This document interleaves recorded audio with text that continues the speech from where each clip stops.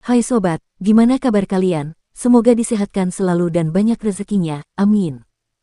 Jangan lupa untuk berlangganan. Dengan Anda berlangganan, Anda menjadi orang pertama di channel ini yang memiliki hak istimewa. Pada kesempatan kali ini, Sabta Novel akan melanjutkan Tales of Herding Gods episode 66-70.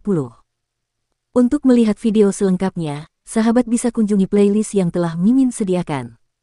Yuk mari, kita berimajinasi bersama dan masuk ke alur ceritanya.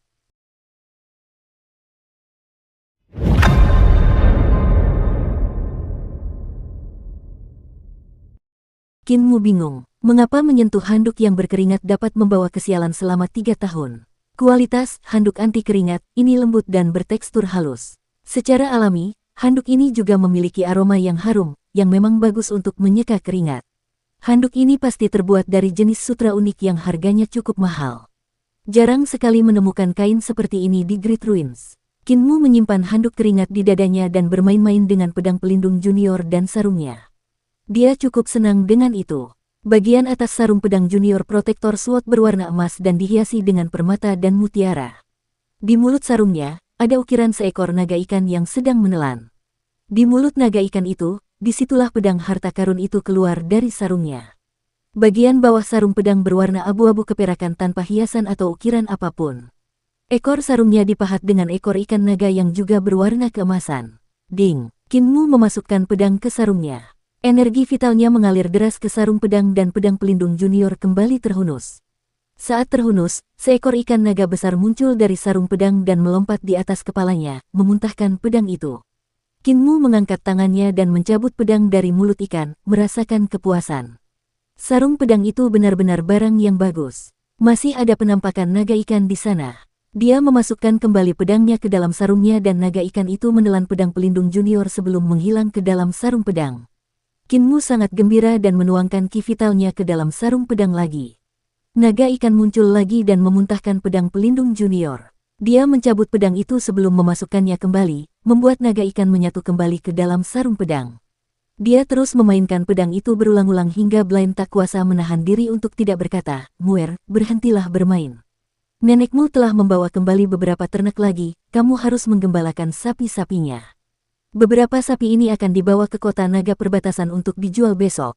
Kinmu mengangguk dan segera kembali ke desa. Ia lalu membawa 6 ekor sapi keluar untuk digembalakan sambil bertanya-tanya dalam hatinya, nenek baru saja menjual ternak di desa beberapa hari yang lalu, kok masih ada 6 ekor sapi lagi? Dari mana sapi-sapi ini berasal? Saat dia berjalan keluar desa, dia melihat kepala desa, apoteker, dan si buta berkumpul, mendiskusikan sesuatu. Si cacat duduk di samping, membongkar spanduk hitam. Dia melemparkan bendera spanduk ke matua untuk dipasang sebagai tirai di bengkel pertukangannya. Tiang dilemparkan ke nenek si untuk mengusir ayam. Keesokan harinya, Kinmu menyiapkan kereta sapi dan nenek si tersenyum, "Muir, kali ini kamu bisa ikut kami ke kota." Kinmu tercengang sekaligus gembira. Ia segera membawa pedang pelindung junior, pisau pembantai babi, tongkat bambu, palu besi, dan melompat ke atas kereta sapi. Si buta berjalan dengan tenang dari belakang dan duduk di samping nenek si di kereta sapi. Gerobak itu penuh dengan perkakas besi buatan Mute. Ada kulit dan bulu binatang yang diperoleh matua, si cacat, dan Kinmu dari berburu. Di antara barang-barang itu juga ada 2 kambing yang kukunya diikat. 3 ekor sapi kuning besar yang diikat di depan kereta sapi itu sangat kuat. Masih ada 3 ekor lagi yang diikat di belakang. Pemuda itu mengayunkan cambuknya dan sapi-sapi kuning besar itu mengedipkan mata mereka dengan polos saat mereka berjalan keluar desa. Ini adalah pertama kalinya dia memasuki kota itu. Karena itu dia tidak dapat menahan kegembiraannya. Dia begitu gembira sampai-sampai dia merasa seperti terbang. Dia sama sekali tidak menyadari tatapan polos dari sapi kuning besar dan kambing gunung. Kota naga perbatasan cukup jauh dari desa lansia cacat, sejauh 300 mil. Oleh karena itu, memasuki kota itu merupakan peristiwa besar. Namun, karena reruntuhan besar telah hancur, jalan-jalannya tidak mudah dilalui. Mereka harus terlebih dahulu menyeberangi jalur air sebelum menyeberang beberapa mil di darat untuk mencapai kota naga perbatasan. Kinmu mengemudikan kereta ke tepi sungai dan melihat si cacat mengikat rakit bambu besar. Dia dengan hati-hati menggiring sapi-sapi ke rakit bambu dan si cacat melepaskan tali tambat. Rakit bambu itu hanyut bersama sungai dan kecepatannya bertambah cepat. Akan tetapi, bahkan dengan kecepatan ini, mereka akan memerlukan waktu 4 hingga 5 hari untuk mencapai desa naga perbatasan. Mengambang sejauh belasan mil ke hilir, Blaine menggunakan tongkat bambunya untuk mengetuk permukaan air dan rakit bambu itu pun langsung mengapung ke tepian. Kinmu tidak mengerti alasannya dan mendongak untuk melihat ke arah pantai. Namun, dia menyadari bahwa itu adalah arah kuil nenek dan sudah ada banyak orang dari berbagai desa yang berkumpul di sana. Kebanyakan dari mereka mengendarai kereta kuda dan kereta sapi sambil menunggu di tepi sungai. Sungai yang bergelombang berbahaya karena arusnya yang deras. Ada banyak monster sungai dan ikan besar yang ganas di sungai. Karena alasan ini, semua penduduk desa dari berbagai desa biasanya memilih untuk menuju kota naga perbatasan pada hari yang sama. Semakin banyak orang di sana, semakin mudah bagi mereka untuk saling menjaga. Banyak rakit bambu yang ditambatkan di tepi sungai. Bahkan semakin banyak rakit bambu yang berlayar. Tak lama kemudian, totalnya ada ratusan rakit bambu yang berkumpul. Si buta mengambil beberapa kemenyan dan menyalakannya melawan angin sebelum menancapkannya di tepi sungai. Penduduk desa lainnya juga maju untuk menancapkan kemenyan mereka di tanah.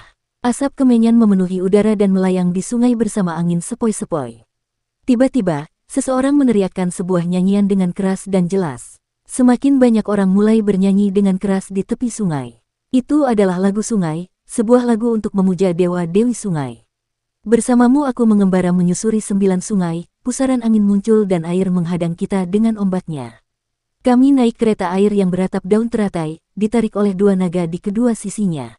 Aku mendaki Kunlun dan melihat ke segala arah, hatiku berdebar-debar karena aku gelisah dan putus asa. Senja telah tiba, namun aku terlalu sedih untuk berpikir untuk kembali. Tentang pantai yang jauh, itulah pikiranku saat aku terjaga dan merindukannya. Intonasi kuno itu berputar di sekitar hidung dan tenggorokan banyak penduduk desa saat semua orang ikut bernyanyi. Dengan suara mereka yang merdu dan heroik, tontonan itu membuat Kinmu merasa sangat tersentuh. Tiba-tiba permukaan air di depan terbelah, dan binatang-binatang besar menampakkan kepala mereka dari dalam air. Banyak sekali binatang besar muncul dari dasar sungai. Mereka memiliki punggung berwarna hijau dan 4 jaring besar yang menyerupai sirip. Mereka juga memiliki kepala yang mirip dengan ikan tetapi memiliki hidung yang panjang seperti tombak. Saat kepala binatang besar di dalam air itu terangkat, mereka mulai tampak seperti bukit-bukit kecil. Hidung mereka mendekati pantai dan mereka menarik napas dalam-dalam di depan kemenyan. Semua kemenyan di pantai terbakar dengan cepat saat asap memasuki lubang hidung binatang besar ini. Hewan-hewan besar ini memejamkan mata mereka dan mengepulkan asap tebal setelah beberapa saat, seolah-olah mereka sangat menikmatinya. Penduduk desa di tepi pantai memanfaatkan kesempatan itu untuk mengendarai kereta sapi mereka ke punggung hijau binatang besar itu. Melihat situasi saat ini, Kinmu juga segera mengendarai kereta itu ke salah satu punggung binatang besar itu. Nenek Si mengambil sepotong besar daging yang telah disiapkannya sebelumnya dan melemparkannya ke dalam air. Binatang besar itu memakan sepotong daging itu dan menjerit keras sebelum mengepakkan keempat jaringnya dan membawa kereta sapi itu bersama 3 orang di atasnya ke hilir. Di belakang mereka, binatang-binatang besar punggung hijau itu mengeluarkan teriakan panjang yang naik turun mengikuti alunan lagu penduduk desa yang bernyanyi sambil menggendong penduduk desa ke depan. Ini adalah binatang aneh yang hanya ditemukan di Sungai Surging, mereka disebut pembawa sungai. Nenek Si melanjutkan, para pembawa sungai adalah dewa sungai yang tinggal di hati penduduk desa. Mereka menyukai bau kemenyan dan daging sapi. Yang paling mereka sukai adalah mendengarkan lagu-lagu yang memuji mereka. Orang-orang yang tinggal di tepi sungai dapat menarik mereka hanya dengan menyalakan beberapa kemenyan. Dengan menawarkan daging sapi kepada mereka, kita dapat membuat para pembawa sungai membawa kita ke sungai. Jika para pembawa sungai lapar dalam perjalanan ke sana, kita harus memberinya lebih banyak daging sapi atau mereka akan mogok dan melempar kita ke dalam air. Kinmu mendecak lidahnya karena heran. Kecepatan renang para pengangkut sungai sangat cepat. Selain itu, mereka berenang ke hilir sambil menahan ombak dengan angin yang bertiup di wajah mereka. Kecepatannya bahkan lebih cepat daripada kuda yang berlari kencang di darat. Kinmu melakukan beberapa perhitungan dan dengan kecepatan kapal pengangkut sungai, mereka dapat mencapai kota naga perbatasan sebelum malam tiba. Di Sungai Surging, teriakan para pembawa sungai yang besar berfluktuasi naik turun bersama gunung-gunung di kedua tepian. Matahari bersinar di wajah mereka dan permukaan sungai berkilauan dengan riak-riak emas. Kinmu menatap ke kejauhan dan tiba-tiba merasakan tubuh dan pikirannya menjadi luas tak berujung, seolah-olah setiap sungai emas, gunung hijau, langit biru, dan jurang semuanya tersembunyi di dalam dadanya. Ini adalah tanah ajaib dengan orang-orang ajaib dan binatang buas sungai. Meskipun tanahnya tandus dan sungainya liar, di luar reruntuhan besar terdapat banyak orang jahat dan cerewet. Bagi Kinmu, ini adalah tanah kelahirannya. Di malam hari, saat matahari terbenam di sebelah barat, Kinmu melihat berbagai dermaga kecil di sisi sungai. Para pengangkut sungai secara bertahap memperlambat kecepatan mereka dan berenang ke dermaga. Nenek si bangkit dan tersenyum, kita hampir sampai di kota naga perbatasan. Muer, kendarai kereta ke bawah dan mari kita cepat-cepat masuk ke kota. Kinmu menghentikan rakit bambu dan mengemudikan kereta ke pantai. Ketika menoleh ke belakang, ia melihat para pengangkut sungai lainnya telah mencapai pantai dan penduduk desa lainnya juga dengan cepat mengemudikan kereta kuda dan kereta sapi mereka, menuju ke arah yang sama. Kereta sapi melaju sejauh 1 mil ke depan dan mendaki lereng bukit kecil. Ada lereng di depan sehingga Kinmu melompat dari kereta sapi sambil berencana untuk menuntun sapi kuning besar itu dengan mantap agar kereta tidak tergelincir dari lereng. Namun, hatinya tiba-tiba tersentak saat dia menatap kosong ke pemandangan di depannya. Di bawah lereng bukit ini, ada jalan besar yang mengarah ke kota yang sederhana namun megah. Keempat sudut tembok kota memiliki pilar-pilar batu setebal 100 meter dan panjang 500 meter. Setiap pilar batu memiliki naga emas suci yang melingkarinya yang dipahat dan ditatah dengan daun-daun emas. Oleh karena itu, pilar-pilar itu memiliki kilauan emas yang cemerlang. Menara gerbang kota ini juga dibangun dalam bentuk kepala naga. Gerbang kota itu adalah mulut naga, sedangkan sudut-sudut menara gerbang kota itu seperti dua tanduk naga, membuatnya jahat sekaligus mendominasi.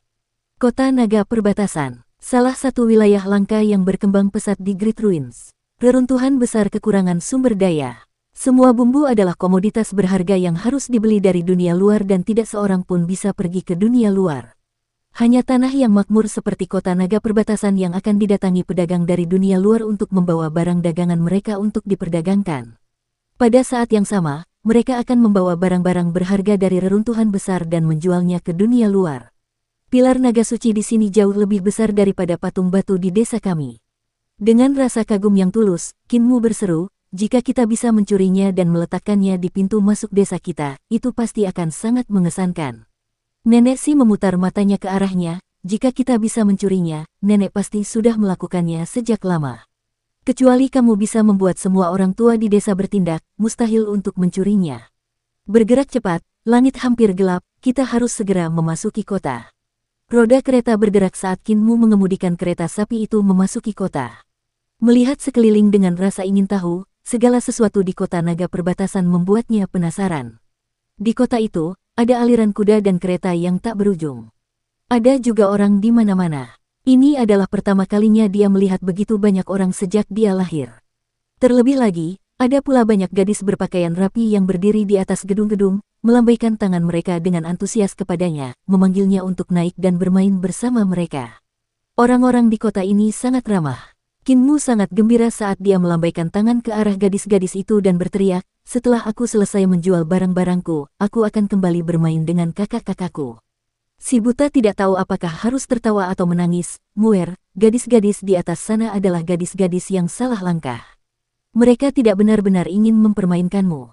Jika kau naik, kulitmu akan dilucuti dan sumsum tulangmu akan disedot. Kinmu terlonjak kaget, salah langkah. Kakek buta, mereka semua berdiri tegak dan tidak terlihat seperti mereka salah langkah. Mungkinkah mereka iblis seperti wanita Wu? Wanita Wu mengatakan bahwa dia ingin melakukan hal-hal memalukan denganku tetapi aku tidak setuju. Blaine juga tidak tahu bagaimana menjelaskan hal ini kepada Kinmu jadi dia hanya tertawa kasar. Kota ini juga disebut kota naga yang tidak pernah tidur. Di malam hari, ada lentera yang menerangi jalan-jalan malam. Setiap desa dalam radius beberapa ribu mil akan berkumpul di sini untuk berdagang. Muer, nenek, aku tidak akan tinggal bersama kalian berdua lagi. Nenek, apakah kamu punya uang saku? Dia menegakkan tubuhnya dengan tongkat bambu dan mengulurkan satu tangan dengan wajah penuh senyum. Nenek si pura-pura tidak melihatnya. Si buta mengulurkan tangannya untuk mengambil kulit binatang di kereta dan tersenyum. Muer, pinjamkan aku 2 kulit binatang, kalau aku menang judi, aku akan mengembalikan uangmu beserta bunganya. Kinmu tersenyum, silakan ambil saja, tidak perlu dikembalikan. Jangan berikan padanya. Nenek si memarahi dengan marah, orang tua ini selalu lari ke tempat perjudian setiap kali dia datang ke sini. Setiap kali dia kalah sampai dia benar-benar bangkrut. 2 kulit binatang itu cukup bagi kita untuk membeli banyak bumbu. Lebih baik melakukan itu daripada membiarkannya membuangnya ke sungai. Setidaknya aku bisa mendengar dua suara plops bahkan jika aku membuangnya ke sungai. Si buta segera mengenakan dua kulit binatang itu di tubuhnya dan pergi, menghilang di antara kerumunan. Nenek Si menghentakkan kakinya karena marah. Kinmu bertanya dengan bingung, "Nenek, apa itu tempat perjudian?" Nenek Si menjadi marah, "Kamu ingin bermain dengan gadis-gadis yang mengambil langkah yang salah dan sekarang kamu ingin pergi ke tempat perjudian. Muer, kamu belajar hal-hal buruk." Kinmu bingung, "Jangan marah, Nenek, aku tidak akan bermain dengan mereka seperti yang kau inginkan." "Itu benar, Nenek, apakah ada rumah kucing di sini?" Kepala Balai Rumah Kucing, Fu Qingyun dari Sekte Iblis Surgawi berkata bahwa aku bisa menemukannya di tempat-tempat yang memiliki rumah kucing. Nenek Si menatapnya dan mencibir, "Sekarang kau ingin mengunjungi rumah bordil kelas rendahan. Sebaiknya kau menjauh dari Fu Qingyun si rubah genit itu." Kinmu bingung, dia jelas-jelas pergi ke rumah bordil untuk mencari orang. Sejak kapan rumah bordil itu menjadi rumah bordil kelas rendahan? Tempat macam apa itu rumah bordil? Banyak sekali peraturan di kota ini, aku tidak bisa melakukan ini dan itu, gerutu si pemuda. Baik yang muda maupun yang tua mengendarai gerobak sapi ke pasar. Di sana sangat ramai dan ada berbagai macam barang yang dijual. Ada juga orang-orang dari berbagai ras yang mengenakan pakaian aneh dan unik, yang membuat mata Kinmu terbelalak. Tak lama kemudian, Nenek Si menjual perkakas besi dan kulit dari gerobak untuk membeli beberapa bumbu dapur. Pedagang itu pasti berasal dari dunia luar karena dia memiliki aksen yang unik dan mengaku berasal dari Kekaisaran Perdamaian Abadi. Meskipun Nenek Si adalah seorang wanita, dia terbiasa bersikap boros dan tidak pandai menawar harga. Dia menjual barang-barang besi yang ditempa oleh Mute dengan harga murah, dan bahkan kulit dan bulu binatang buas pun tidak laku dengan harga yang bagus. Namun, para pedagang memiliki hati nurani yang baik dan merasa telah mengambil keuntungan kecil dari Nenek Si dan Kinmu. Oleh karena itu mereka memberi mereka sekantong kecil koin naga yang berisi 100 koin naga. Koin naga adalah mata uang kota naga perbatasan. Pada koin tersebut terdapat cetakan pilar naga yang mirip dengan pilar naga di keempat sudut kota naga perbatasan. Kinmu merasa koin tersebut diberkati dengan formasi yang unik. Koin tersebut seharusnya ditempa dengan teknik yang unik untuk mencegah orang-orang menirunya. Mereka berdua lalu menjual sapi dan kambing. Sapi dan kambing itu tampaknya tahu nasib mereka dan tidak bisa berhenti menangis sambil menggigit pakaian Kinmu, menolak untuk melepaskannya. Kinmu ragu-ragu namun Nenek Si berbisik, "Mereka semua orang jahat." Kinmu terlonjak kaget. Sapi dan kambing ini benar-benar manusia yang diubah oleh Nenek Si menggunakan teknik alam iblis. Mereka adalah sekelompok bandit. Suara Nenek Si lembut bagaikan sutra, "Ingatkan saat aku membawamu keluar desa untuk melahirkan bayi. Saat kita di sana, seluruh desa dibantai. Beberapa tahun ini aku mencari jejak para bandit ini tetapi tidak pernah berhasil. Namun, beberapa hari yang lalu, akhirnya aku menemukan mereka." Hati Kinmu bergetar. Dia menarik kembali bajunya dan membiarkan para pedagang menyeret sapi-sapi dan kambing-kambing ini pergi. Yang mungkin dihadapi ternak-ternak ini adalah disembelih atau dibajak. Meskipun dia merasa bahwa melakukan hal ini tidaklah benar, dia tidak dapat mengatakan bahwa apa yang dilakukan Nenek Si juga salah. Reruntuhan besar adalah tempat seperti itu. Yang kuat memangsa yang lemah. Apa yang dilakukan Nenek Si mungkin ekstrim, tetapi itu lebih baik daripada tidak melakukan apa-apa.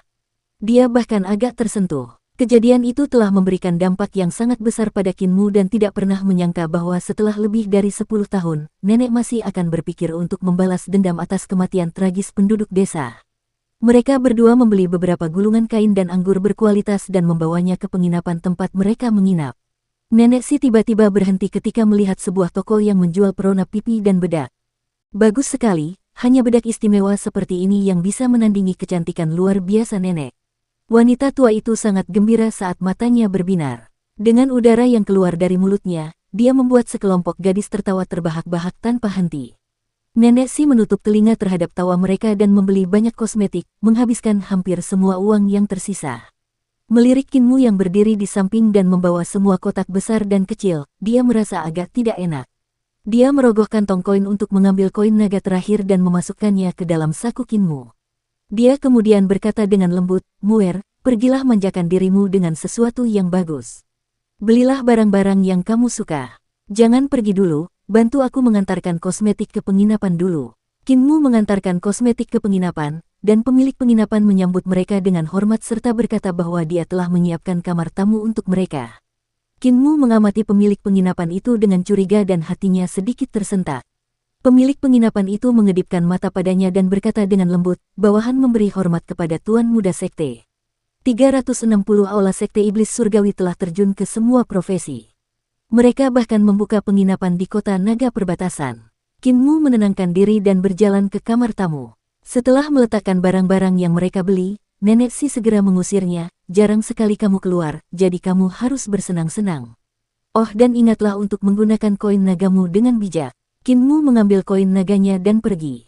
Kota naga perbatasan bahkan tampak menawan di malam hari dengan cahaya lentera. Berbagai pedagang dan orang-orang dari berbagai desa keluar untuk menjual segala macam barang aneh. Jalanan dipenuhi dengan kerumunan besar yang menciptakan lautan kepala yang bergoyang-goyang. Putri saya dan saya adalah penduduk desa dari desa keluarga sapi dan kami hanya ingin mampir ke sini.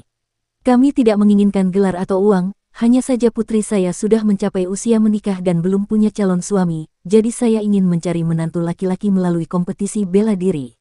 Saya mencari pria yang baik dengan keterampilan bela diri yang luar biasa. Kinmu mendengar suara ini dan menghentikan langkahnya. Melihat ke arah arena, dia tidak tahu apakah harus tertawa atau menangis. Begitu banyak orang di sana sehingga tampak berbahaya melewati kerumunan yang tidak dapat ditembus. Ayah dan anak perempuan dari desa keluarga sapi datang ke sini untuk mencari menantu laki-laki dengan mengikuti kompetisi bela diri lagi. Terakhir kali mereka mencari menantu laki-laki adalah 3 tahun lalu di kuil nenek. Mungkinkah mereka masih belum menemukan siapapun bahkan setelah 3 tahun? Apa yang bisa saya beli dengan 1 koin naga? Kinmu baru saja memikirkannya ketika dia mendengar seseorang berteriak, menjual harta tak ternilai harganya hanya dengan 3 koin tembaga. Dia menoleh ke arah sumber suara dan melihat banyak orang di gang itu mengeluarkan barang-barang yang tampak aneh. Semuanya adalah pecahan batu bata dan genteng. Mungkinkah pecahan batu bata dan genteng itu semua adalah harta karun yang tak ternilai? Mengapa harta karun yang tak ternilai itu dijual dengan harga murah? Kinmu tercengang dan diam-diam membuka mata langitnya untuk melihatnya. Dia tidak bisa menahan diri untuk tidak menggelengkan kepalanya karena kecewa. Barang-barang ini sebenarnya hanyalah pecahan batu bata dan ubin. Sebagian besar dari mereka dipungut dari reruntuhan-reruntuhan besar. Mereka bahkan tidak memiliki sedikit pun energi roh dan jauh lebih rendah dibandingkan dengan harta karun seperti senjata roh. Bahkan jika Anda memberikannya kepada orang-orang sebagai hadiah, mereka mungkin tidak menginginkannya, apalagi menjualnya seharga 3 koin tembaga. Meskipun demikian, masih banyak orang yang tampak seperti praktisi berdiri di depan kios dan memilih barang-barang, berharap bahwa mereka benar-benar dapat menemukan harta karun di antara barang-barang itu. Kinmu melihat dari satu kios ke kios lain dan hatinya sedikit tergerak. Dia menemukan beberapa barang bagus. Di beberapa kios, ada pecahan senjata yang menarik perhatiannya. Pecahan senjata itu memancarkan cahaya redup, itu pasti pecahan senjata roh yang berharga. Dia maju untuk bertanya tetapi akhirnya terdiam. Sepotong senjata roh yang hancur sebenarnya berharga puluhan koin naga. Ini penipuan kan? Kinmu terus melihat sekeliling dan melihat sebuah kios yang telah meletakkan puluhan tempayan di atas kulit kambing. Sebagian besar tempayan itu rusak, tutupnya hilang atau retak di beberapa sudut. Namun, ketika dia melihat dengan mata langitnya, tempayan-tempayan itu memancarkan cahaya yang sangat terang, jauh melampaui pecahan-pecahan senjata roh. Bahkan lebih kuat daripada senjata-senjata roh yang dia jual. Berapa harga tempayan itu? Kinmu bertanya. 3 koin tembaga untuk 1. Jawab pemilik kios. Kinmu mengeluarkan koin naga dari sakunya dan berkata dengan malu, aku hanya punya 1 koin naga, bisakah kau menjual semuanya kepadaku? Pemilik kios itu tercengang sekaligus gembira, lalu segera menyambar koin naga itu, mengemasi tempayan-tempayan itu, dan menyerahkannya kepada Kinmu sambil tersenyum, semuanya milikmu. Anak bodoh. Pemilik kios di sampingnya tertawa pelan, dia bahkan tidak tahu kalau koin naga bernilai 1000 koin tembaga. Pemilik kios itu menggenggam erat koin naga itu dan segera berkata, adik kecil, kau tidak bisa menarik kembali kata-katamu. Kinmu baru saja mengetahui nilai koin naga dan tersenyum menyegarkan, karena kamu dan aku sudah sepakat, tentu saja aku tidak akan menarik kembali kata-kataku. Aku merasa pantas untuk membayar koin naga untuk tempayan ini. Pemilik kios menghela napas lega dan hendak pergi ketika terdengar suara renyah, tunggu dulu. Berapa harga tempayan ini, adik kecil? Kinmu mengangkat kepalanya dan melihat beberapa pria mewah berjalan mendekat. Di antara mereka ada seorang pemuda yang berpakaian lebih mewah lagi. Pemuda itu memiliki fitur wajah yang halus dan sedikit lemak bayi di pipinya. Dibandingkan dengan Kinmu, He memiliki aura yang lebih anggun saat dia menatap kulit kambing itu dengan penuh minat. Praktisi seni ilahi. Teriak seorang pemilik kios. Qin Mu juga berteriak, kau adalah Tuan Muda ketujuh yang gemuk dan tambun dari kapal Kekaisaran Perdamaian Abadi. Tuan Muda ketujuh yang gemuk dan gendut. Pemuda itu tertegun sejenak dan segera mengenali Qin Mu. Sedikit malu, dia menggertakkan giginya, siapa Tuan Muda ketujuh yang gemuk dan gendut itu? Qin Mu tidak tertarik pada Tuan Muda ketujuh yang gemuk dan gendut itu dan melihat beberapa orang di belakangnya. Orang-orang ini luar biasa dan memiliki ki vital yang mengalir keluar dari tubuh mereka. Salah satu dari mereka memiliki naga hijau yang melingkari tubuhnya. Kepala naga itu lebih tinggi dari kepalanya dan sedang melihat sekelilingnya dengan waspada dengan matanya yang cerah. Orang ini jelas merupakan tubuh roh naga hijau yang telah membangkitkan harta karun ilahi 6 arahnya. Dia adalah seorang praktisi seni ilahi yang memiliki ki vital yang menunjukkan bentuknya setiap saat. Meskipun Qin Mu memiliki ki vital yang padat dan juga dapat membuat ki vitalnya menunjukkan wujudnya, ia hanya dapat melakukannya selama pertempuran. Hanya ketika ki vitalnya sangat kuat dan bercampur dengan darah dan ki, ia dapat membiarkan orang lain melihat ki vitalnya. Namun, berbeda halnya bagi para praktisi seni ilahi. Para praktisi seni ilahi dapat membuat ki vital mereka menunjukkan bentuknya kapanpun mereka mau. Seni ilahi dapat disembunyikan di dalam ki vital mereka dan seni ilahi ini dapat dilepaskan begitu saja saat mereka menghadapi serangan musuh untuk melawan musuh yang datang. Qin Mu pernah mendengar nenek Si mengatakan bahwa alam embrio roh hanya dianggap sebagai praktisi seni bela diri. Hanya ketika seseorang berkultivasi ke alam 5 elemen, mereka dapat dianggap sebagai Grandmaster dan ahli dalam perubahan 5 elemen, teknik pertempuran yang berkembang, mantra, dan gerakan lainnya menjadi seni ilahi. Dan setelah tembok harta karun ilahi 6 penjuru hancur, seseorang akan menjadi praktisi seni ilahi dan mampu menggunakan seni ilahi. Meskipun kota naga perbatasan tidaklah kecil dan memiliki banyak praktisi seni dewa, mampu membuat praktisi seni dewa mengikuti di belakang sudah cukup mengesankan. Tentu saja saya menjual tempayan ini. Qin Mu memikirkannya sejenak dan menyebutkan harganya, 100 koin naga untuk satu. Awalnya dia mengira bahwa dia telah meminta terlalu banyak, tetapi dia tidak menyangka Tuan Muda ketujuh yang gemuk dan gendut itu akan tersenyum hangat dan mengangguk, itu murahan, kesepakatan. Total ada 36 tempayan di kulit kambingmu, jadi totalnya 3.600 koin naga. Pejabat tinggi Ding, selesaikan pembayaran dengannya. Seseorang di belakangnya membungkuk dan menjawab, dimengerti. Dia kemudian maju dan menutup akun dengan Qin Mu. Para pemilik kios dan pengunjung di gang tercengang dan napas mereka terengah-engah. Pria yang sebelumnya menjual tempayan kepada Qin Mu matanya berkedut hebat dan hampir pingsan. Dia menatap tempayan itu dengan saksama tetapi dia tidak berani merebutnya. Meskipun koin naga tidak berukuran besar, 3.600 di antaranya masih merupakan jumlah yang cukup besar dan beratnya lebih dari 10 pon. Qin Mu menyampirkan kantong koin ke gagang pisau pembantai babi dan berseru dalam hati, Tuan Muda ketujuh yang gemuk dan gendut itu sungguh murah hati. Mata Tuan Muda ketujuh berbinar ketika tatapannya tertuju pada pisau pembantai babi di punggung Qin Mu. Jika kau bersedia menjual pisaumu kepadaku, aku bisa memberimu harga yang lebih baik lagi. Qin Mu menggelengkan kepalanya, pisauku jauh lebih bagus daripada tempayan itu jadi aku tidak akan menjualnya. Benar, bahan yang digunakan untuk pisaumu sudah lebih baik dari bahan yang digunakan untuk tempayan.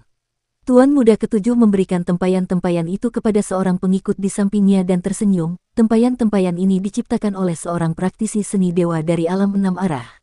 Total ada 36 senjata roh, oleh karena itu, dinamakan 36 tempayan bintang surgawi, yang mampu membentuk formasi pembersihan iblis biduk besar.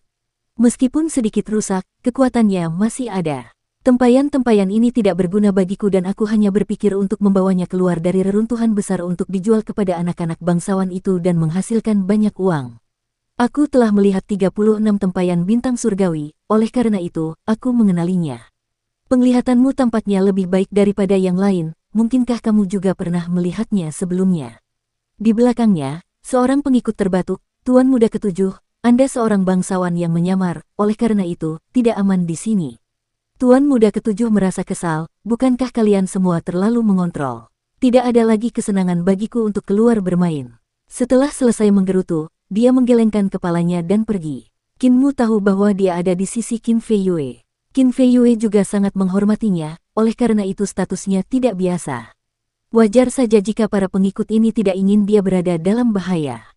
Tepat saat dia hendak pergi, pemilik kios yang menjual tempayan itu tiba-tiba mencengkeram ujung bajunya dan berteriak, jangan pergi. Tempayanku bernilai lebih dari 3.000 koin naga, tetapi kau ingin membelinya hanya dengan 1 koin.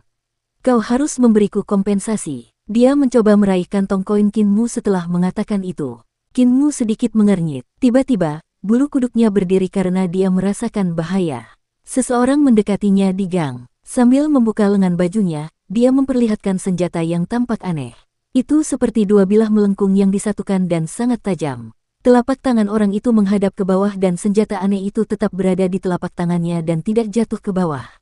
Sebaliknya, senjata itu mulai berputar dan mengiris ke arah leher Kinmu. Energi vital Kinmu mengalir deras ke kakinya dan dia tiba-tiba bergerak mundur. Pemilik kios hendak mengambil kantong koinnya tetapi Kinmu sudah mundur beberapa meter jauhnya. Dengan pantulan pisau yang berkedip, lelaki itu seperti bayangan yang menempel di dekat Kinmu. Pisau aneh di telapak tangannya terbang ke atas dan ke bawah. Kinmu buru-buru melihat dan melihat seutas benang terhubung ke pisau aneh itu. Di sisi pisau aneh itu ada 2 bilah melengkung. Gagangnya berada di tengah-tengah kedua bilah, tempat benang halus terhubung. Menggunakan benang dengan ki yang halus dan menggunakan ki untuk memanipulasi pisau.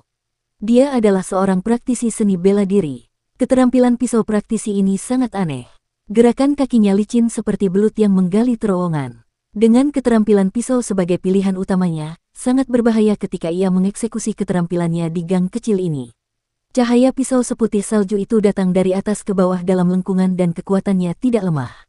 Pada saat yang sama, Kinmu melihat orang lain juga bersemangat untuk mencobanya saat mereka berdiri satu persatu. Jelaslah bahwa kantong koin ini telah membangkitkan keserakahan dalam hati orang-orang ini. Lebih dari 3.000 koin naga jelas merupakan kekayaan yang besar, cukup untuk membangkitkan keserakahan orang untuk membunuh. Aku harus segera mengakhiri ini. Kinmu tiba-tiba menghentikan langkahnya saat ki vitalnya mengalir deras ke dalam tinjunya. Kakinya bergerak sesuai dengan ki vital yang mencapai kedua lengannya dan mengalir ke jari-jarinya. Mengepalkan jari-jarinya, jari-jarinya melesat keluar seperti anak panah yang dilepaskan dari busur yang kuat tepat saat tinjunya bertabrakan dengan pisau aneh itu. Tundercelap 8 serangan bentuk kedua, jari guntur pemain pipa. Mendering, jari pertamanya menjentik dan kekuatan jarinya mengeluarkan bunyi siulan keras, menjentikkan bilah pedang yang berputar cepat. Jari kedua menjentik dan benang ki vital praktisi itu putus. Jari ketiga Kinmu menjentikkan dan mengenai telapak tangan praktisi itu, yang kemudian mengerang keras ketika sebuah lubang besar menganga di telapak tangannya, merusaknya dengan parah. Setiap jari Kinmu mengandung ki vital yang sangat padat. Meskipun ki vitalnya tidak dapat melepaskan kekuatan seperti ki vital harimau putih, ki vitalnya sangat padat dan jika digabungkan dengan kekuatan tubuhnya yang luar biasa, 3 jari sudah cukup untuk mematahkan serangan praktisi itu. Dia kemudian mengepalkan tangannya lagi dan meninju dada praktisi itu. Tubuh praktisi itu melengkung karena kekuatan pukulan ini dan terlempar mundur. Guntur musim semi di Laut Timur yang sepi. Kaki Kinmu mengerahkan tenaga dan melesat ke wajah praktisi itu bahkan sebelum ia mendarat di tanah. Mata praktisi itu menunjukkan ekspresi ketakutan. Namun, ia berada di udara dan tidak dapat bertahan. Saat itu, 2 praktisi bela diri di kedua sisi gang melihat Kinmu bergegas ke arah praktisi itu dan mata mereka berbinar. Tanpa penjelasan, keduanya menyerbu dan menyerang Kinmu. Wah, degup, degup. Sebelum kedua praktisi itu sempat melancarkan serangan pertama mereka melihat tinju Kinmu membesar dan membesar. Seolah-olah seekor naga tanah yang buas telah menamparkan wajah mereka. Kepala mereka terbalik ke belakang dan mereka menabrak dinding. Sisa tubuh mereka di bawah leher tergantung di dinding. Dindingnya retak-retak seperti jaring laba-laba akibat benturan. Praktisi yang dipukul dadanya oleh Kinmu mengalami pukulan berat lagi. Pukulan ini bahkan lebih dahsyat dari yang pertama, menyebabkannya terlempar kembali dengan kecepatan yang lebih tinggi. Di gang, sesosok tubuh melintas dan beberapa suara benturan terdengar. Tuan Muda Ketujuh dan beberapa praktisi seni dewa masih berjalan keluar dari gang ketika mereka mendengar suara di belakang mereka. Mereka berbalik, memperlihatkan ekspresi keheranan. Praktisi yang terhempas untuk ketiga kalinya itu terbang ke arah Tuan Muda Ketujuh. Beberapa praktisi seni dewa mengerutkan kening dan hendak melakukan sesuatu ketika Tuan Muda Ketujuh tersenyum, "Tidak perlu, kita akan menghindarinya." Beberapa dari mereka berbalik untuk membiarkannya lewat, tetapi mereka melihat Kinmu menempel ketat di belakang praktisi itu. Pukulannya gila-gilaan seperti kilat, memadukan kekuatan dan kelembutan. Saat pukulan terakhir dilepaskan, praktisi itu terlempar keluar dari gang dan menabrak dinding di seberang gang. Dinding itu hancur karena pantat praktisi itu dan tubuhnya tersangkut di dalam dinding. Anggota tubuhnya terkulai tak berdaya dan tergantung di sana, tidak dapat bergerak. Di belakang Kinmu, Lebih dari 10 praktisi kepalanya tersangkut di dinding dan tubuh mereka tergantung di luar.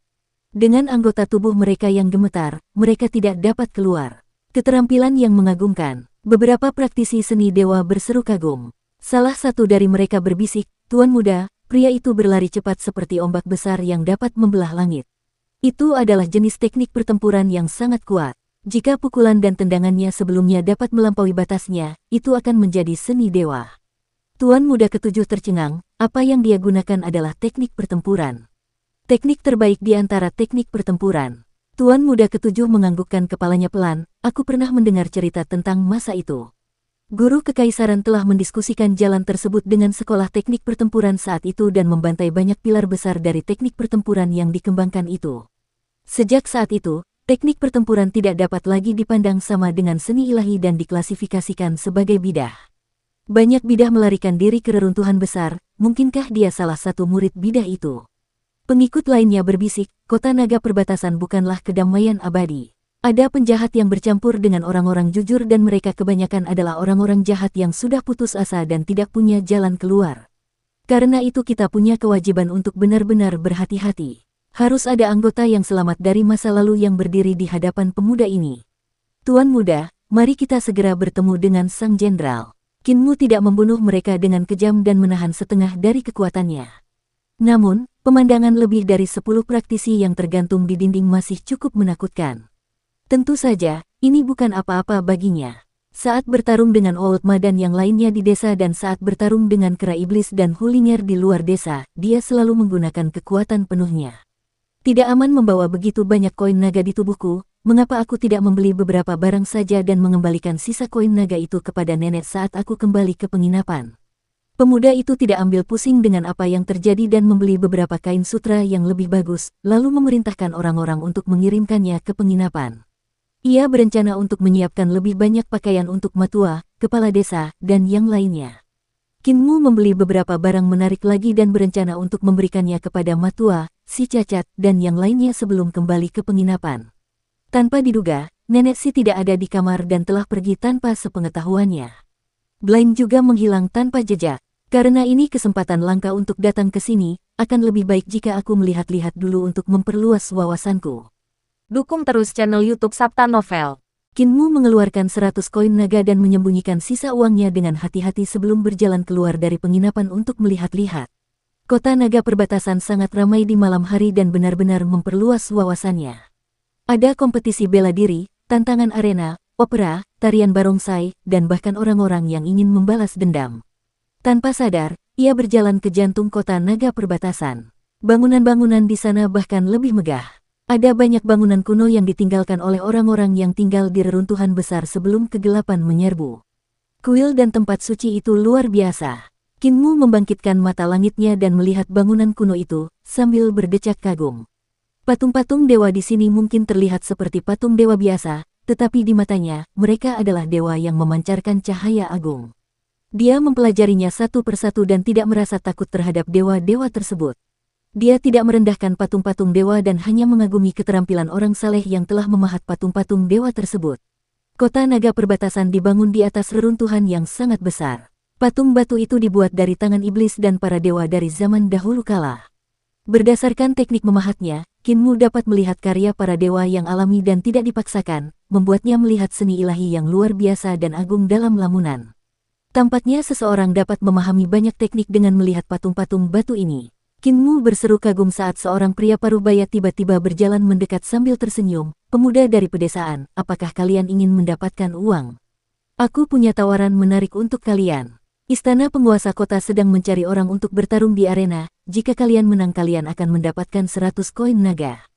Kinmu menggelengkan kepalanya. Pria parubaya itu pun pergi mencari orang lain dan mendapati seorang pemuda yang masuk ke dalam istana tuan kota dengan penuh semangat. Pertarungan di arena di istana penguasa kota. Apa yang direncanakan penguasa kota naga perbatasan? Kinmu bingung. Pada saat ini, sebuah suara tertawa keras. Sejak guru sekte iblis surgawi, Li Tianxing meninggal, nyonya sekte selalu sulit ditemukan dan menghilang tanpa jejak. Aku tidak pernah menyangka bahwa nyonya akan benar-benar mengunjungi kota naga perbatasanku. Karena nyonya datang dari jauh, kehadiranmu membawa cahaya ke tempat tinggalku yang sederhana. Suaranya sangat keras, membuktikan bahwa kultivasinya sangat padat. Gendang telinga Qin Mu berdenging karena getaran itu, bahkan banyak pejalan kaki yang pingsan karena getaran itu. Qin Mu tercengang, "Nyonya Sekte. Mungkinkah itu nenek, Tuan Kota terlalu rendah hati?" Sebuah suara yang sangat menyenangkan terdengar dan sangat memikat. Ketika Qin Mu mendengar suara ini, dia merasakan tenggorokannya menjadi kering, seolah-olah setan yang tak terhitung jumlahnya di dalam hatinya telah melompat keluar dan mulai menari-nari. Banyak orang di jalan tiba-tiba mulai menari-nari seperti orang mabuk. Mereka tertawa terbahak-bahak dan memasang ekspresi gila di wajah mereka yang bengkok. Baru setelah beberapa saat orang-orang itu tersadar dan saling memandang, tidak tahu apa yang baru saja terjadi. Hujan bunga surgawi jatuh dari langit, sangat indah. Di antara kelopak yang beraneka ragam, seorang wanita cantik turun dari langit sambil menginjak bunga-bunga itu. Kelopak bunga itu jatuh dan layu, mengeluarkan suara gemerincing saat salah satunya jatuh di depan Qin Mu.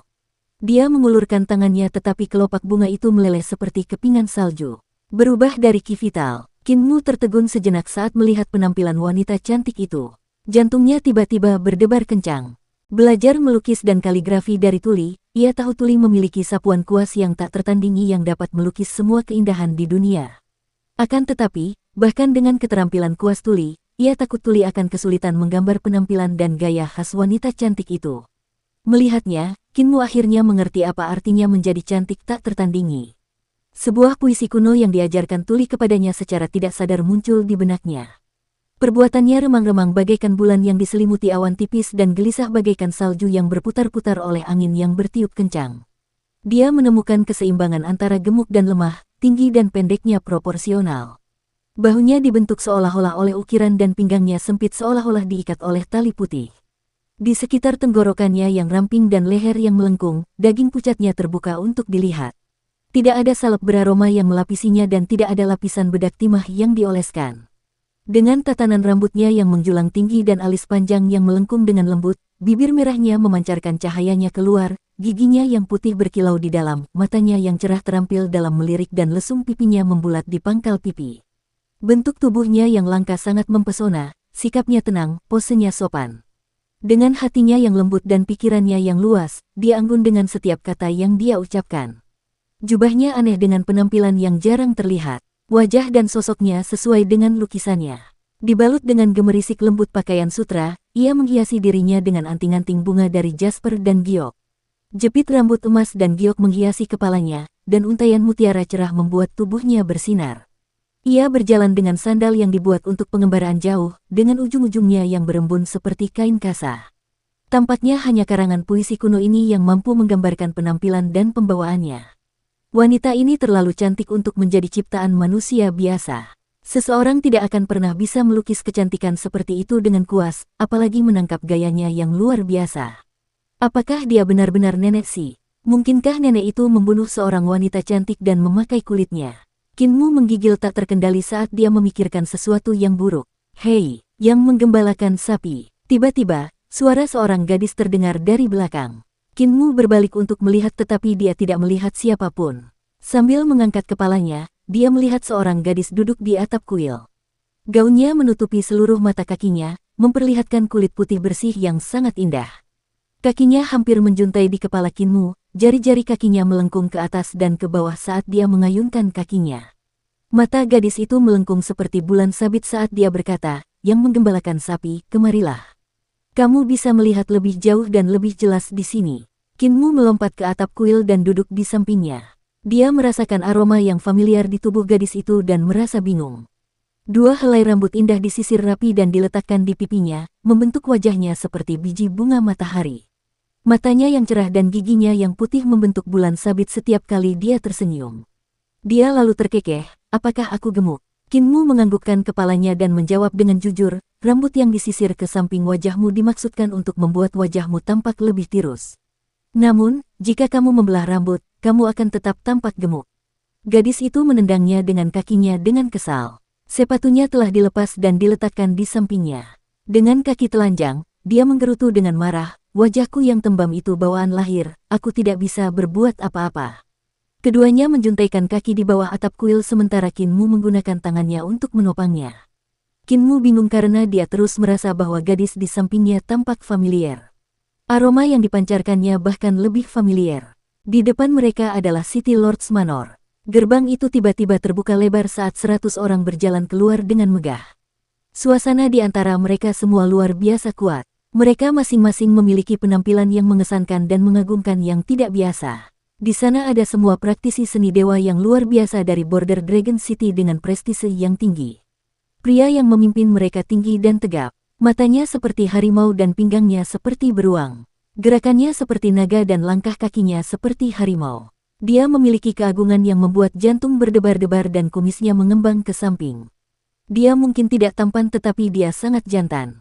Bayangan Dewa Iblis muncul di belakangnya. Itu adalah dewa berlengan 8 yang memegang 8 jenis senjata. Itu pasti penampakan Ki Vital dengan pembawaan yang luar biasa. Sejak Nyonya Sekte mencuri Kitab Suci Iblis Surgawi pendidikan agung dari Sekte Iblis Surgawi dan lolos dari kejaran para tetua suci dan patriark suci Sekte Iblis Surgawi, kau telah memasuki reruntuhan besar dan menghilang tanpa jejak.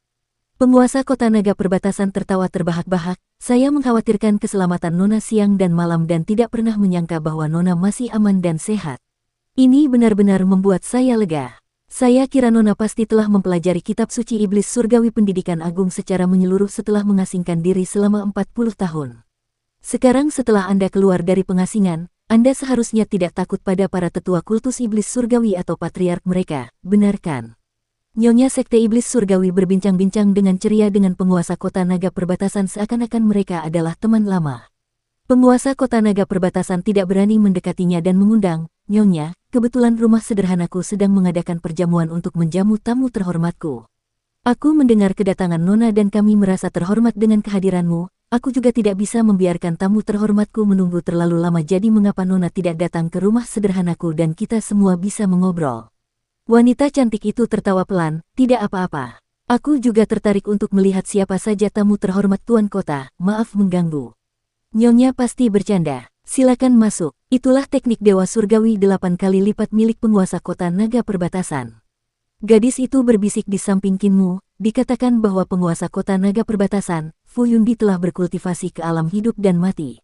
Dia berhasil menghancurkan dinding harta karun ilahi hidup dan mati dan merupakan salah satu ahli langka dari reruntuhan besar. Kinmu menatap penguasa kota naga perbatasan, Fu Yundi. Teknik Dewa Surgawi 8 kali lipat milik Fu Yundi memang luar biasa. Jika dia melakukannya, Dewa Surgawi itu pasti akan memiliki 8 wajah dan dapat melihat semua hal di sekitarnya. Dia juga akan dapat menyerang semua musuh di sekitarnya. Kinmu berseru kagum, itu memang teknik yang kuat. Gadis itu bertanya dengan penuh minat, kamu, yang menggembalakan sapi, juga sangat kuat. Teknik apa yang kamu kembangkan? Teknik 3 ramuan tubuh penguasa. Kinmu berkata, namaku Kinmu, siapa namamu?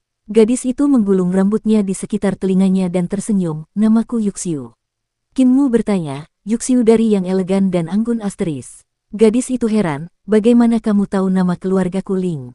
Ling Yuxiu, itu nama yang bagus. Kinmu memuji dan melanjutkan, jika wajahmu sedikit lebih tirus, kamu akan sangat cocok dengan namamu. Ling Yuxiu menendangnya lagi dengan kesal, memakai sepatunya, lalu melompat turun, aku mengabaikanmu. Dia mendarat di tanah dan melangkah maju 2 langkah sebelum menoleh ke belakang dengan bingung, mengapa kamu tidak mengikutiku? Kinmu bingung, kupikir kau bilang kau mengabaikanku jadi mengapa aku harus mengikuti? Cerewet, Ling Yuxiu melambaikan tangan padanya untuk datang dan terkekeh. Aku punya cara untuk memasuki istana Tuan Kota, sekarang istana Tuan Kota sangat ramai, mari kita pergi dan bermain. Tidakkah kau ingin melihat apa yang dilakukan dan dibicarakan oleh para petinggi reruntuhan besar? Hati Kinmu sedikit tergerak, dia melompat turun dari atap kuil dan segera menyusulnya, sambil bertanya dengan rasa ingin tahu, bagaimana cara kamu memasuki istana Tuan Kota? Kami jelas masuk dengan adil dan terhormat. Ling Yuxiu memimpin jalan dan sampai di gerbang menuju kediaman Tuan Kota. Ada 4 praktisi seni dewa yang menjaga pintu, tetapi mereka tidak mengatakan apapun saat berjalan melewatinya dan memperbolehkan mereka masuk ke dalam kediaman. Kinmu tercengang dan berbisik, kakak, apakah kamu putri dari penguasa kota naga perbatasan? Dia berharap. Ling Yuxiu meludah, ayahku punya pengaruh yang lebih besar darinya. Aku bisa masuk dan keluar dari manor penguasa kota naga perbatasan ini sesuka hati. Di sana, di depan, ada lantai penekan sungai, tempat Fu Yundi menjamu tamu kehormatan.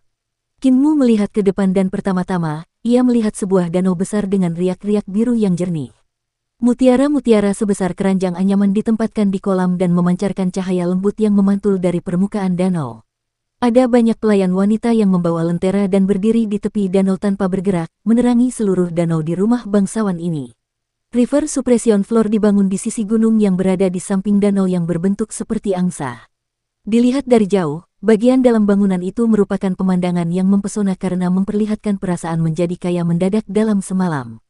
Penguasa kota naga perbatasan sangat ingin menempelkan daun emas di seluruh River Suppression Floor, benar-benar menikmati kehidupan yang mewah. Di River Suppression Floor, beberapa penari wanita menari dengan anggun di tengah ruangan, lengan baju mereka berkibar mengikuti gaun mereka yang harum. Dengan tarian mereka yang diiringi musik dan tabuhan drum, itu adalah pemandangan yang sangat indah. Di tengah danau terdapat panggung persegi datar selebar 300 meter. Di bagian bawah, terdapat pilar yang sangat tebal yang menyangga panggung. Di langit melayang beberapa lentera suram yang menerangi seluruh panggung seperti siang hari. Suara ledakan terdengar dari panggung saat dua pemuda sedang bertanding. Qin Mu berhenti dan menunjukkan ekspresi terkejut. Kedua pemuda itu sangat kuat dan memiliki kemampuan luar biasa. Salah satu pemuda itu adalah pemuda di jalan yang ditarik oleh pria paruh baya dengan 100 koin naga untuk melawan pemuda lainnya di arena. Dia seharusnya adalah tubuh roh harimau putih dan ki vital harimau putihnya berada dalam keadaan tembaga keemasan. Ada dua warna di tubuhnya, yaitu emas cemerlang dan tembaga kuno berwarna coklat tua. Ketika lawannya memukul tubuhnya mengeluarkan suara nyaring yang mirip dengan suara yang dihasilkan oleh patung Buddha tembaga saat bergerak. Serangkaian percikan bahkan dapat terlihat. Memanfaatkan vital ki harimau putih untuk mengolah tubuhnya hingga sejauh ini dianggap sangat brilian. Tidak heran dia berani memasuki istana penguasa kota untuk bertarung di arena. Lawannya juga tidak tua dan mirip dengan Qin Mu. Berusia 14 hingga 15 tahun, serangannya sangat kejam. Dia menggunakan 8 pedang di mana masing-masing tangan memegang satu pedang.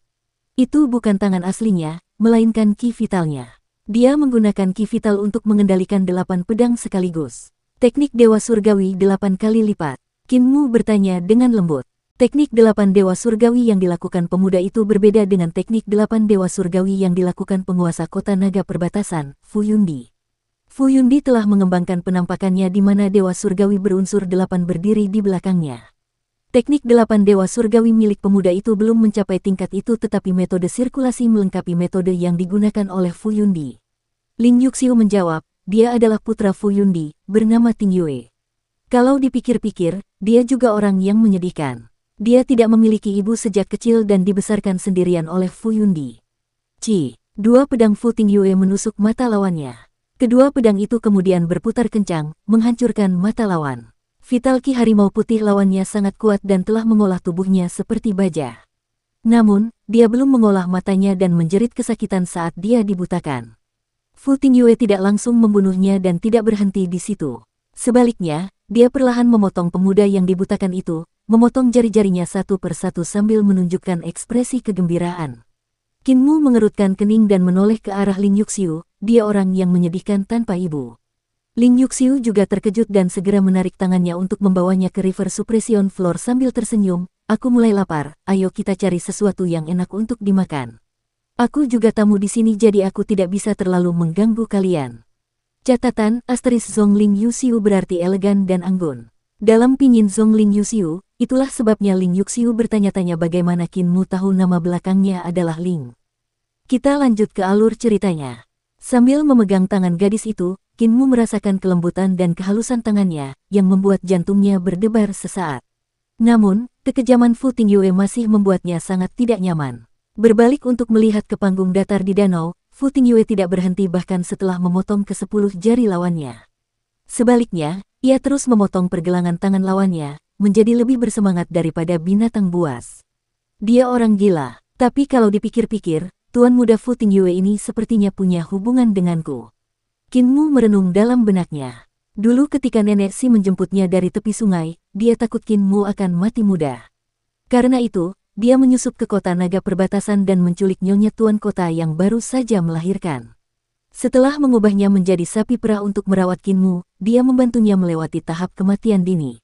Anak yang dilahirkan oleh nyonya tuan kota kemungkinan besar adalah Fu Ting Yue. Qin Mu tumbuh dengan meminum susu ibunya dan disitulah letak hubungan mereka. Kinmu menoleh ke belakang dan tidak ada cara untuk bertahan hidup bagi pemuda di panggung datar itu. Demi 100 koin naga, dia datang ke istana penguasa kota untuk bertarung di arena. Dia tentu saja memiliki beberapa kemampuan jika dia berani datang sejak awal. Namun, dia tidak menyangka akan kehilangan nyawanya di sini. River Suppression Floor merayakannya dengan lagu dan tarian saat Kinmu mengikuti Ling Yuxiu ke dalam gedung. Dia melihat para penari menari di dalam gedung dan setiap kali jari-jari mereka meluncur di udara, akan terdengar suara denting yang renyah. Itu adalah suara ki vital mereka.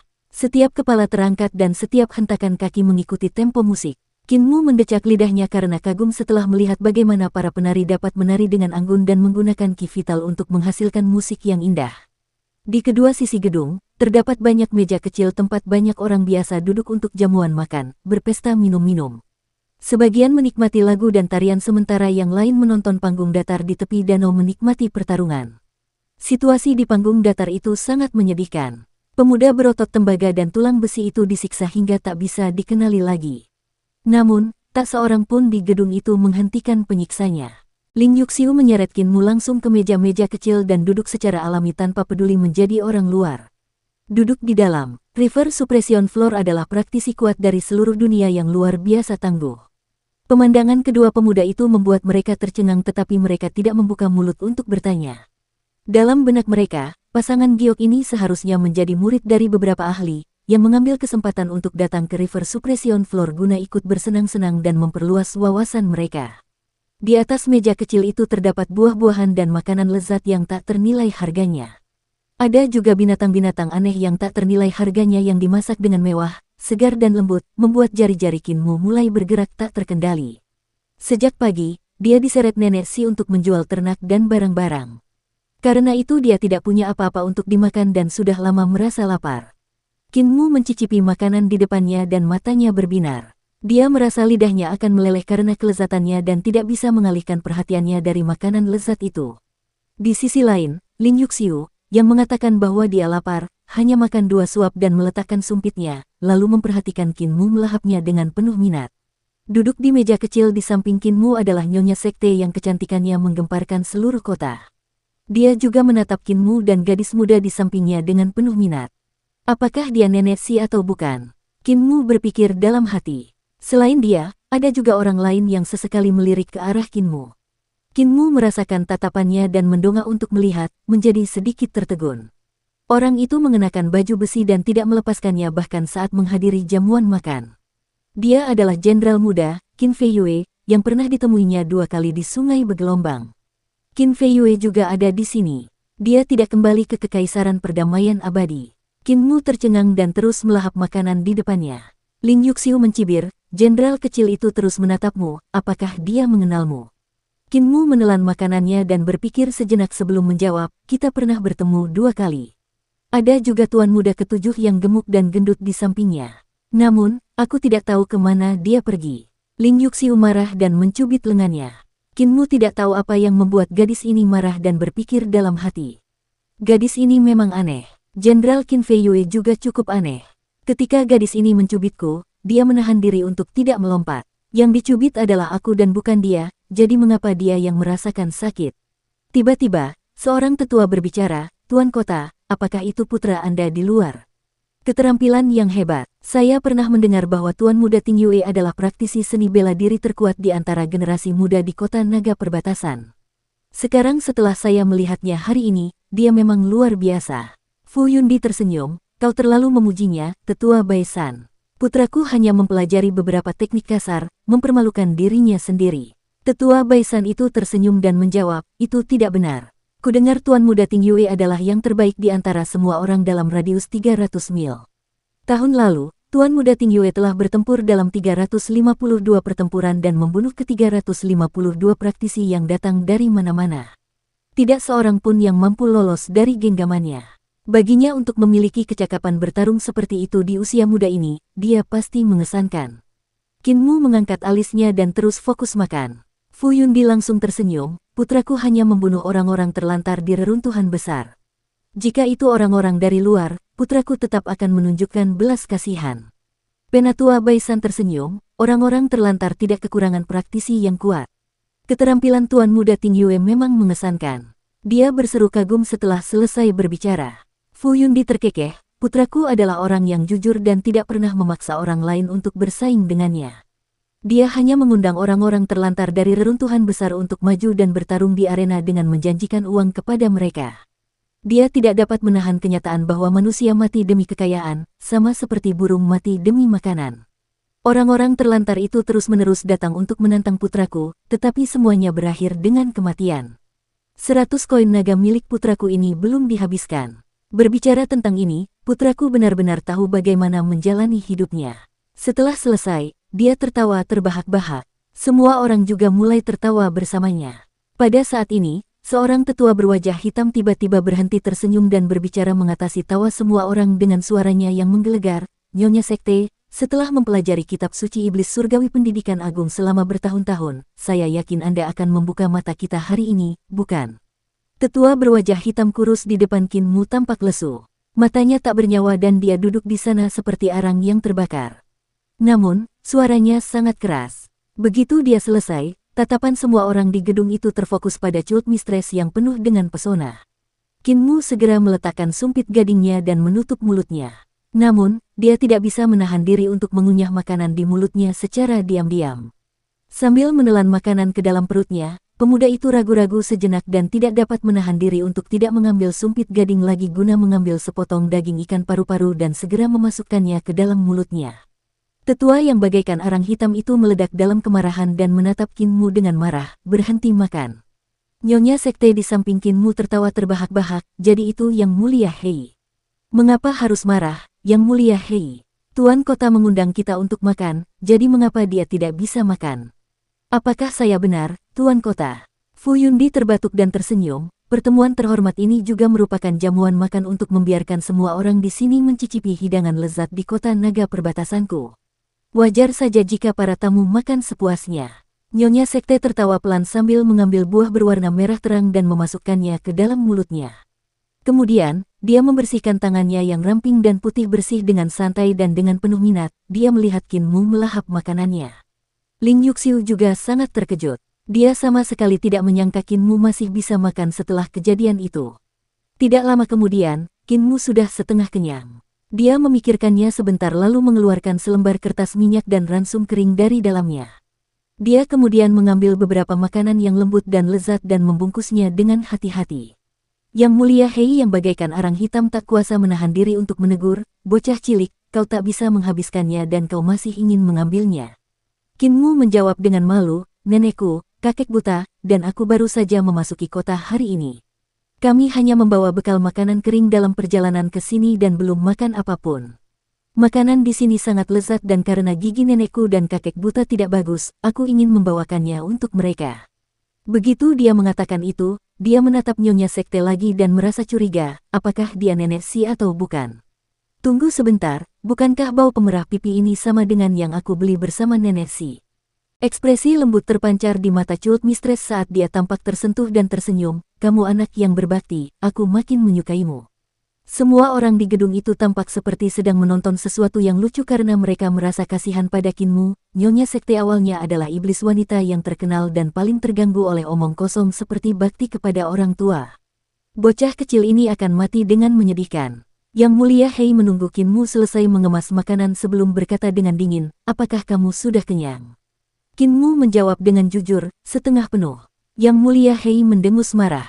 Dengusnya menyebar dan menggetarkan ratusan jendela di River Suppression Floor. Qin Mu terkesan dan berseru kagum, kultivasi senior sungguh hebat, saya tidak mampu melakukan itu.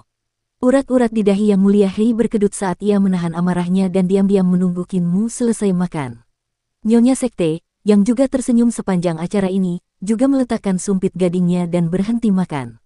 Yang Mulia Hei mengembuskan napas suram yang telah ditahannya di paru-parunya dan berkata dengan dingin, sekarang semua orang sudah kenyang.